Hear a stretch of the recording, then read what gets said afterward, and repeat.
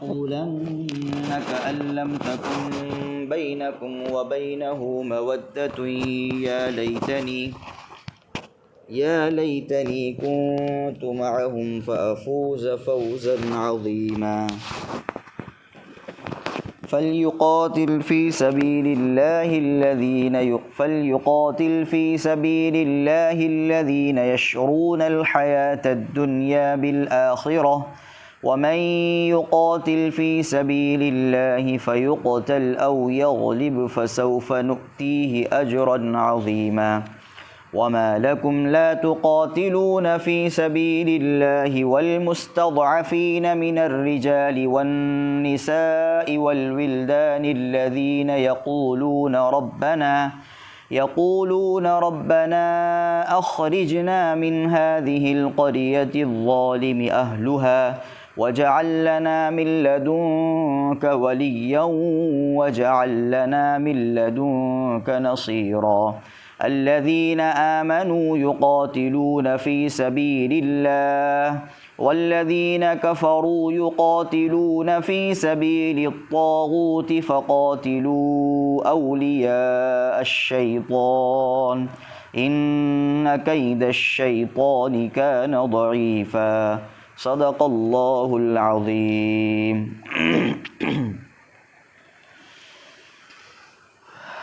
قابل ست تکریم بزرگوں، عزیز ساتھیوں، گزشتہ ہفتوں سے ہماری سورہ نساء کی تفسیر چل رہی ہے۔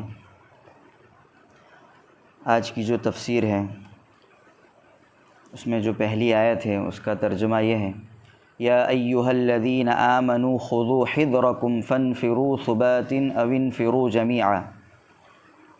اے ایمان والو، دشمن کے مقابلے کے لیے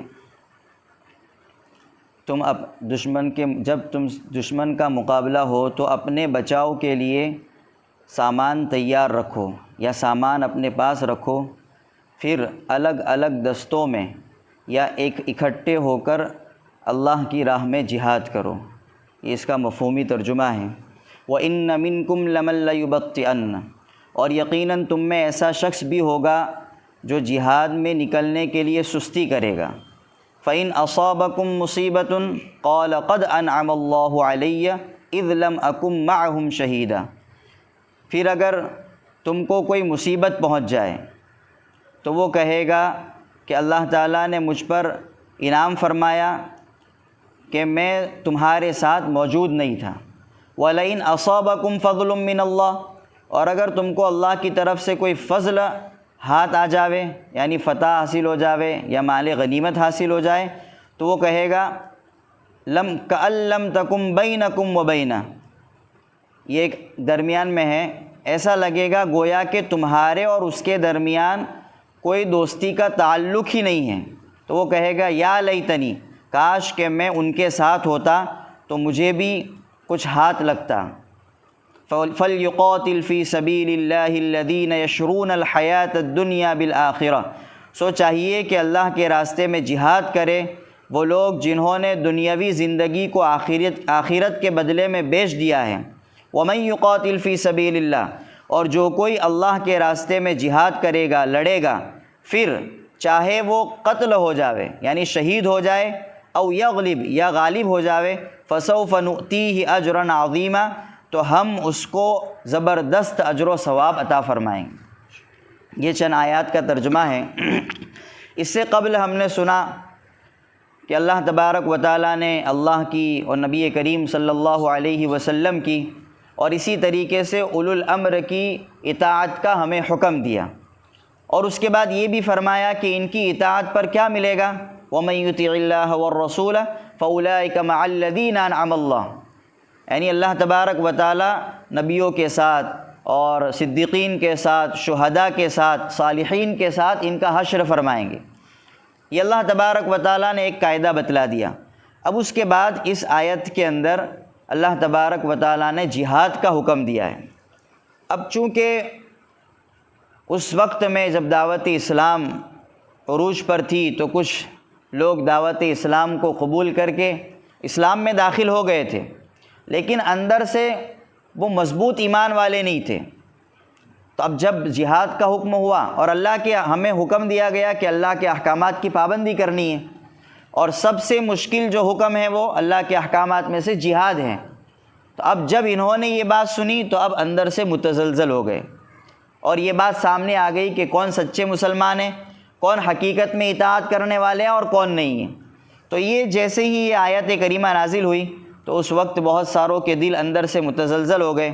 تو اللہ تبارک و تعالیٰ نے ایک تو اور یہ بھی بات بتلا دی کہ یہ یعنی نبیوں کے ساتھ، شہداء کے ساتھ جو حشر ہوگا یہ ہر کسی کا نہیں ہوگا، بلکہ جو کامل طور پر، حقیقی طور پر اللہ اس کے رسول کی اطاعت کرے گا کہ ان کا حشر قیامت کے دن ان کے ساتھ ہوگا۔ تو اس سے قبل اللہ تعالیٰ نے اللہ کی اور اس کے رسول صلی اللہ علیہ وسلم کی اطاعت کا ذکر گزرا، اور اسی طریقے سے اب اس آیت کریمہ کے اندر فرما برداروں کو احیاء دین اور اعلاء کلمت اللہ کے لیے جہاد کا حکم دیا جا رہا ہے۔ اب پہلی آیت کے اندر دو چیزیں ہیں، ایک تو اللہ تبارک و تعالیٰ نے یہ بات یہ فرمائی کہ آپ کو جہاد کے لیے اسلحہ تیار رکھنا ہے، آپ کو جہاد کے لیے جو اس کا ساز و سامان ہے، بندوقیں وغیرہ ہے، تلواریں ہیں، جو کچھ موقع مناسب جیسے ہوتا ہے وہ تمام چیزیں آپ کو تیار رکھنی ہیں، پھر جب جیسا موقع ہو ویسے اللہ کے لیے، اللہ کے خاطر جہاد کرنا ہے۔ فانفروا ثبات او انفروا جميعا، ثبات یعنی یہ ثبوتن کی جمع ہے، بہو وچن ہے، اس کا مطلب ہوتا ہے چھوٹی چھوٹی ٹکڑیوں میں نکلنا، یعنی چھوٹے چھوٹے گروہ بنا کر اللہ کے خاطر، اللہ کے راستے میں جہاد کرنا۔ تو کبھی یہ مناسب ہے، اور اسی طریقے سے کبھی جمیعہ یعنی اکٹھے ہو کر اللہ کے لیے جہاد کرنے کا حکم دیا گیا ہے۔ اب یہاں پر جو بات بتلانی تھی وہ یہ کہ ظاہری اسباب کو اختیار کرنا یہ توکل کے منافی نہیں ہے، یعنی اللہ تعالیٰ نے بتلایا کہ تمہیں جہاد کرنا ہے تو پہلے سے سامان تیار رکھے، تو ظاہری اسباب کو اختیار کرنا یہ توکل کے منافی نہیں ہے۔ انسان بیمار ہو گیا اور وہ بھروسہ کر کے بیٹھا ہے کہ اللہ مجھے اچھا کر دیں گے، اور کوئی اسباب اختیار نہیں کر رہا ہے، تو یہ بہت اعلیٰ درجہ ہے۔ لیکن اللہ تبارک و تعالیٰ کی طرف سے پہلے حکم یہ ہے کہ وہ دوا لے، کسی ڈاکٹر کے پاس جائے، وہ اپنا چیک اپ کروائے، اور اس کے بعد پھر اللہ پر بھروسہ کرے۔ حدیث میں بھی آتا ہے جس کا خلاصہ ہے کہ پہلے اپنا سامان باندھو یا اپنا جانور باندھو، اس کے بعد اللہ پر توکل کرو، تو یہ حقیقی معنی میں توکل ہے۔ تو توکل کے ظاہری اسباب کا اختیار کرنا یہ توکل کے منافی نہیں۔ دوسری بات اس آیت کریمہ کے اندر، آگے بھی آیت کریمہ یہ بات سمجھ میں آتی ہے کہ اس کی وجہ سے تم یقیناً محفوظ رہو، یہ بھی نہیں ہے، یعنی تمام اسباب تم اختیار کر لو اور پھر اس کے بعد یہ سوچو کہ اب تو ہم نے تمام چیزیں تیار کر رکھی، اب تو ہمیں فتح ہی ملے گی، یہ بھی ضروری نہیں ہے۔ تو اس سے یہ اختیار ہے، یعنی یہ تو صرف اطمینان قلبی کے لیے، اصل ان چیزوں کے اندر نفع اور نقصان کی تاثیر کو ڈالنے والے اللہ تعالیٰ ہیں۔ یہ دو چیزیں اس آیت کریمہ کے اندر بتلائی گئی، جس کو قرآن کریم میں دوسری جگہ پر ارشاد فرمایا قُلْ لَن يُصِيبَنَا إِلَّا مَا كَتَبَ اللَّهُ لَنَا، یعنی اے نبی آپ فرما دیجئے، کہہ دیجئے کہ ہم کو کوئی تکلیف نہیں پہنچے گی مگر وہی جو ہمارے مقدر میں لکھی ہوئی ہے، ہماری تقدیر میں لکھی جا چکی، وہ تو پہنچنی ہے۔ اور اس آیت کریمہ کے اندر ایک چیز یہ بھی بتلائی کہ بھائی ٹکڑی ٹکڑی میں نکلو، تنہا نہ نکلو، اس لیے کہ اگر کوئی انسان تنہا نکلے، تنہا نکلنے کی وجہ سے دشمن کی طرف سے اس کو مشکلات کا سامنا پڑ سکتا ہے۔ اسی کے درمیان میں حضرت نے لکھا ہے کہ لشکر کی صورت میں جانا ہے تو یہ تو جہاد کے موقع کے لیے مسلمانوں کو یہ تعلیم دی گئی، لیکن عام حالات میں بھی شریعت کی یہی تعلیم ہے کہ اکیلے سفر نہیں کرنا چاہیے۔ چنانچہ ایک حدیث لکھی ہے کہ تنہا مسافر کو ایک شیطان کہا گیا ہے، اور دو مسافر کو دو شیطان، اور تین کو جماعت فرمایا گیا، یعنی کبھی بھی تنہا سفر نہیں کرنا چاہیے، یا تو تین کی جماعت بنا کر ہمیں سفر کرنا چاہیے۔ خیر الصحابۃ اربعۃ وخیر السرایا اربعمائہ وخیر الجیوش اربعۃ آلاف، یعنی بہترین ساتھی چار ہیں، اور بہترین فوجی دستہ یہ 400 کا ہے، اور بہترین لشکر یہ 4000 کا ہے۔ یعنی کبھی بھی اگر سفر کرنے کا موقع ہو تو کم سے کم ہم 3 ساتھی مل کر سفر کریں۔ اب یہ حالات کے اعتبار سے ہمارے چونکہ پہلے جنگلوں کا سفر ہوتا تھا تو اس لیے وہاں پر اس کی یعنی زیادہ لحاظ یعنی اس کا کرنا پڑتا تھا۔ اب چونکہ ایسے حالات نہیں ہیں تو اگر کوئی تنہا سفر کر رہا ہے تو بھی وہ کر سکتا ہے۔ لیکن ماحول ابھی کا بھی ہمارے سامنے ہے. اس ماحول کے اندر بھی ہمیں چاہیے کہ اگر کہیں دور کا سفر ہے تو کوئی ساتھی ہمارے ساتھ ہو. اور آگے اللہ تبارک و تعالیٰ نے پھر وہی منافقین کا تذکرہ کیا ہے، کیونکہ وَإِنَّ مِنْكُمْ لَمَن لَيُبَطِّئَنَّ، منکم تم میں سے ایسا بھی ہوگا جو کہ جہاد میں نکلنے میں سستی کرے گا. تو اب منکم یہ تو مسلمانوں کو کہا جا رہا ہے، تو کیا مسلمان یعنی مومنین ایسے تھے؟ تو کہا کہ آگے جو صفات بیان کی جا رہی ہے یہ اس بات کا پتہ دیتی ہے کہ یہ جو صفت ہوگی یعنی جہاد میں نکلنے سے سستی یہ منافق کرے گا. یعنی ظاہر میں تو اپنے آپ کو مسلمان بتلائے گا لیکن اندر سے کہ وہ اپنا کفر چھپائے ہوئے ہوگا. تو ایسا انسان اللہ کے راستے میں جہاد کرنے کے لیے سستی کرے گا. اسی لیے علامہ قرطبی رحمۃ اللہ علیہ نے لکھا ہے کہ اس سے مراد منافقین ہیں. اور اب یہ منافقین کی صفت لکھی ہے کہ وہ کیا کریں گے کہ اگر جب جائیں گے مسلمان جہاد میں فَإِنْ أَصَابَتْكُمْ مُصِيبَةٌ، اور جب وہاں پر گئے اور ان کو کوئی تکلیف پہنچی، مصیبت پہنچی، یعنی فتح حاصل نہیں ہوئی، شکست حاصل ہو گئی یا زخمی ہوئے، تو اس وقت کیا کہیں گے؟ انعم اللہ علی، کہ اللہ نے مجھ پر اپنا انعام کیا کہ میں تمہارے ساتھ نہیں تھا. اگر میں تمہارے ساتھ جاتا تو مجھے بھی شکست کا سامنا کرنا پڑتا، مجھے بھی تکلیف ہوتی. وَلَئِنْ أَصَابَكُمْ فَضْلٌ مِّنَ اللَّهِ، اور اگر اللہ کی طرف سے کوئی فضل تم کو حاصل ہو جائے، یعنی فتح حاصل ہو جائے یا مال غنیمت حاصل ہو جائے، تو پھر اب یہ افسوس تو کرے گا. لیکن یہ جو جملہ ہے كَأَن لَّمْ تَكُن بَيْنَكُمْ وَبَيْنَهُ مَوَدَّةٌ، یہ افسوس کیوں کرے گا؟ یہ اس لیے افسوس نہیں کرے گا کہ یعنی یہ تو کہے گا کہ کاش کہ میں ان کے ساتھ شریک ہو جاتا، لیکن یہ حسد کرے گا کہ مسلمان کیسے فتح حاصل ہو گئی، مسلمانوں کو کیسے فتح حاصل ہو گئی. تو یہ حسد اور اس کے طریقے پر یہ کہے گا، اور یہ صرف اس کے سامنے صرف اور صرف دنیا ہوگی کہ میں اگر اس میں شامل ہو جاتا تو مجھے بھی کچھ مال غنیمت مل جاتا. تو یہ منافقین کی ایک صفت بیان کی گئی کہ ان کے سامنے صرف اور صرف دنیا ہے، کہ آخرت کو ان سے کوئی سروکار نہیں ہے، یہ آخرت کے ساتھ ان کا کوئی اپنا تعلق نہیں رکھتے، کہ جو کچھ کرتے ہیں وہ بس دنیا کے لیے کرتے ہیں. لیکن جو آخرت کے لیے کرتے ہیں تو اللہ تعالیٰ نے فرمایا آگے فَلْيُقَاتِلْ فِي سَبِيلِ اللَّهِ الَّذِينَ يَشْرُونَ الْحَيَاةَ الدُّنْيَا بِالْآخِرَةِ، کہ چاہیے یعنی وہ لوگ اللہ کے راستے میں ضرور جہاد کرے جنہوں نے دنیا کی زندگی کو آخرت کے بدلے میں بیچ دیا ہے. منافقین چاہے وہ لڑے نہ لڑے، چاہے ان کے سامنے دنیا ہو دنیا نہ ہو، جو بھی ہو، لیکن ایک کامل ایمان والے کو تو اللہ کے لیے جہاد کرنا ہے. فَلْيُقَاتِلْ فِي سَبِيلِ اللَّهِ، کہ جنہوں نے دنیا کے بدلے میں آخرت کو خرید لیا ہے ان کو تو اللہ کے راستے میں جہاد کرنا ہے. اور پھر اللہ تعالیٰ کیا دیں گے؟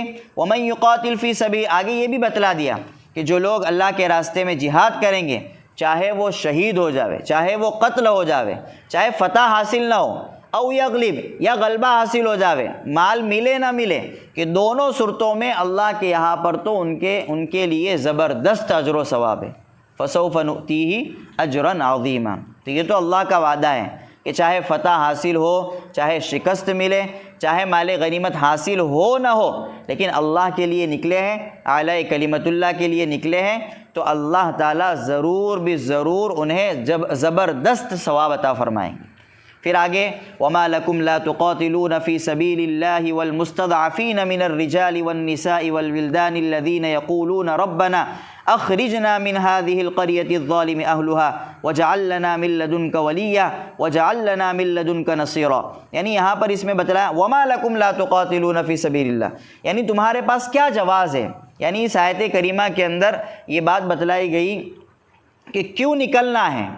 وَمَا لَكُمْ لَا، تمہارے پاس کیا جواز ہے، یعنی تمہیں کیا ہو گیا ہے کہ تم اللہ کے راستے میں بے بس لوگوں کے لیے، بے بس مردوں کے لیے، بے بس عورتوں کے لیے، بے بس بچوں کے لیے اللہ کے راستے میں جہاد نہیں کرتے. اور وہ کیسے ہیں کہ جو اللہ سے دعائیں کرتے ہیں ربنا، اے ہمارے پروردگار، اخرجنا من هذه القریہ، کہ ہمیں اس قریے سے، اس گاؤں سے، اس دیہات سے تو نکال، اس شہر سے نکال کہ جہاں کے لوگ ہم پر ظلم کے پہاڑ توڑ رہے ہیں. هذه القریۃ الظالم اہلها وجعل لنا من لدنک ولیا، اور تو ہمارے لیے اپنے پاس سے کوئی حمایتی پیدا فرما اور ہمارے لیے اپنے پاس سے کوئی مددگار بھیج. یہ وہ لوگ دعا کر رہے ہیں۔ اور آگے فرمایا الذین آمنوا یقاتلون فی سبیل اللہ، اور وہ لوگ جو ایمان لائے وہ اللہ کے راستے میں جہاد کرتے ہیں، اور وہ لوگ جنہوں نے کفر اپنا رکھا ہے، وہ طاغوت یعنی شیطان کے راستے میں جہاد کرتے ہیں، فقاتلوا اولیاء الشیطان، تو ایمان والوں سے کہا جا رہا ہے کہ تم شیطان کے دوستوں سے جہاد کرو، قتال کرو۔ حقیقت یہ ہے کہ شیطان کا مکر و فریب یہ بڑا ضعیف ہے۔ اب اس میں ایک دو چیزیں بتلائی گئی کہ آپ کو جہاد کیوں کرنا ہے۔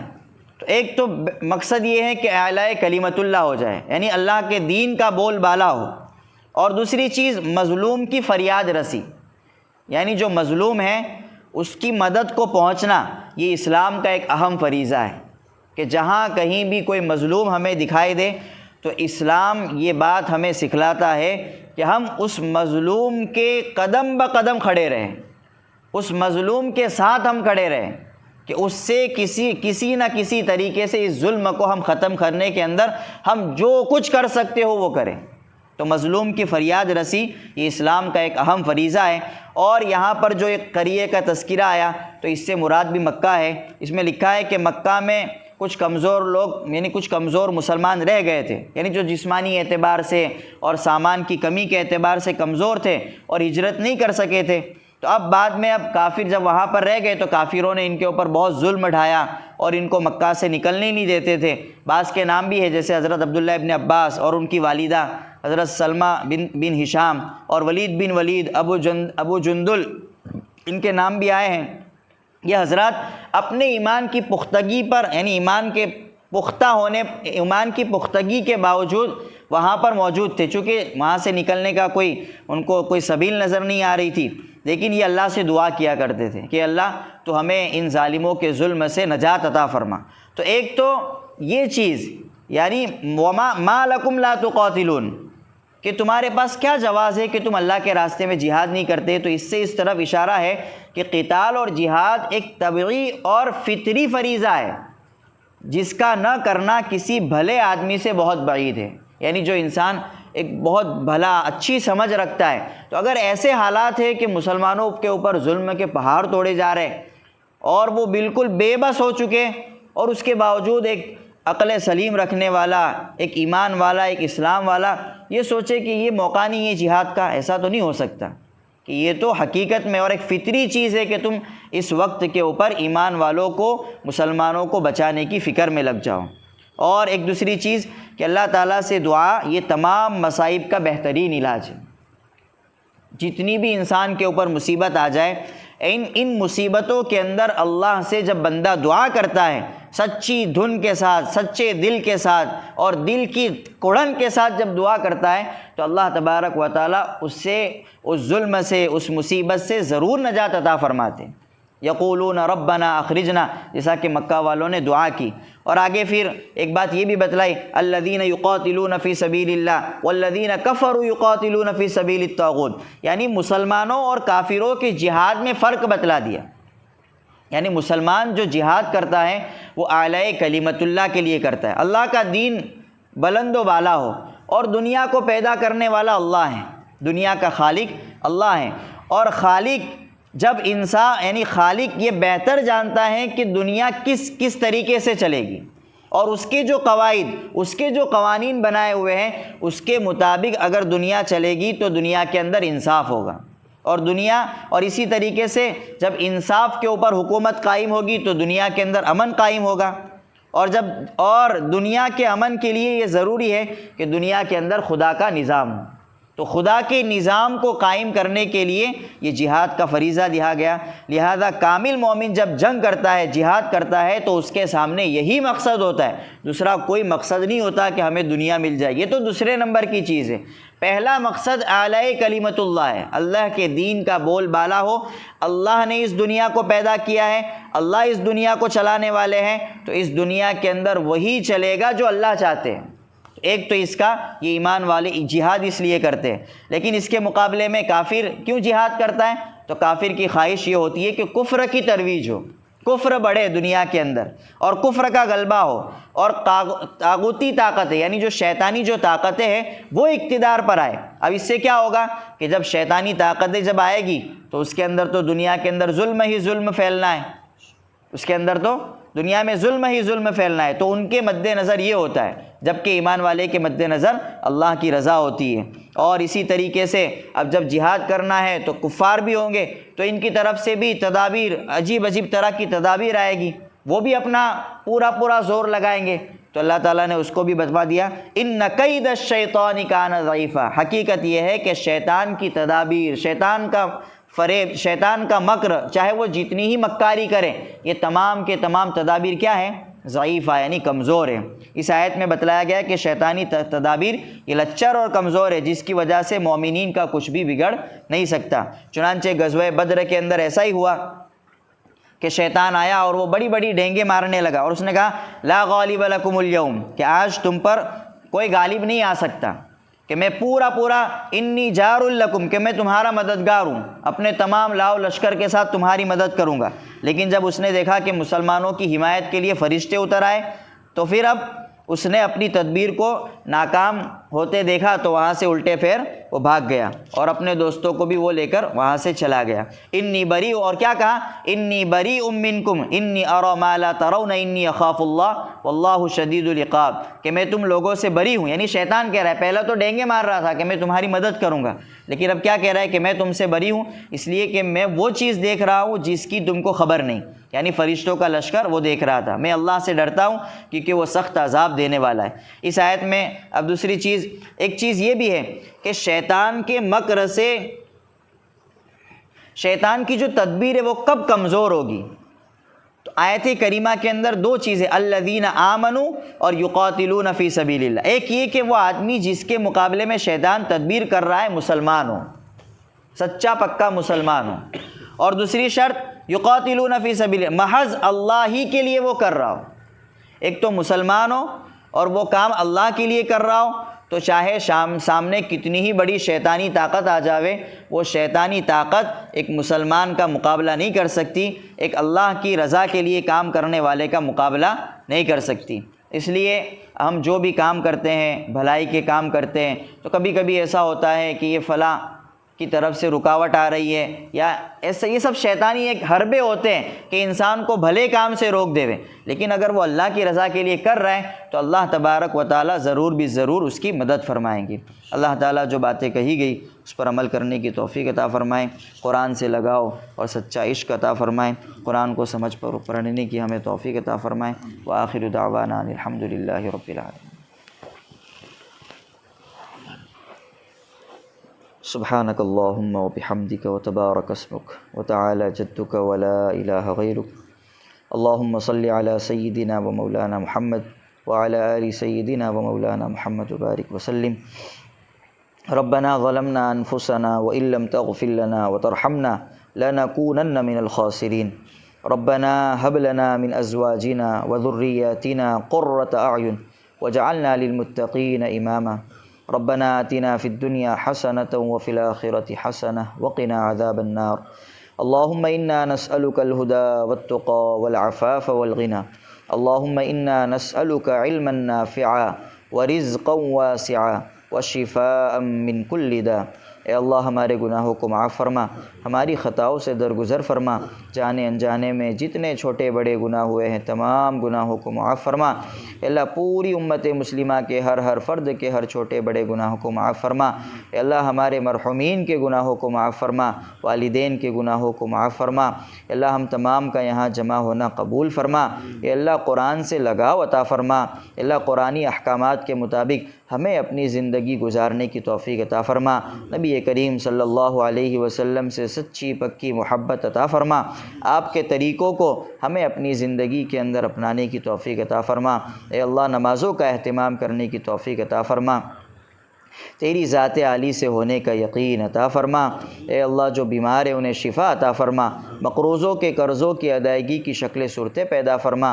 اے اللہ جو جیلوں میں بند ہیں انہیں رہائی نصیب فرما۔ اے اللہ جو غلط مقدمات میں پھنسے ہوئے ہیں اے اللہ انہیں چھٹکارا عطا فرما۔ جو جس مصیبت میں گرفتار ہے اس سے نجات عطا فرما۔ نبی کریم صلی اللہ علیہ وسلم کا امتی جہاں کہیں بھی ہو اس کے ایمان و اسلام کی، جان و مال کی، تجارت و زراعت و کاروبار کی اے اللہ ہر چیز کی تو حفاظت فرما۔ اے اللہ جو مانگا عطا فرما، جو مانگنے سے رہ گیا تیری شائع نشان عطا فرما۔ سبحان ربک رب العزت عما یصفون وسلام علی المرسلین والحمد للہ رب العالمین۔